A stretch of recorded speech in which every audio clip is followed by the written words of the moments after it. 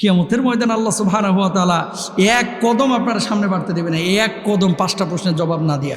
1 number আনা উমরিহি ফিমা আফনাম, কোন পথে তুমি তোমার জীবনটাকে ধ্বংস করেছো, সময়গুলোকে কোন পথে খরচ করেছো। 2 নাম্বার হচ্ছে ওয়ান শাবাবিহি ফিমা আবলা, কোন পথে যৌবনকালটাকে খরচ করেছেন।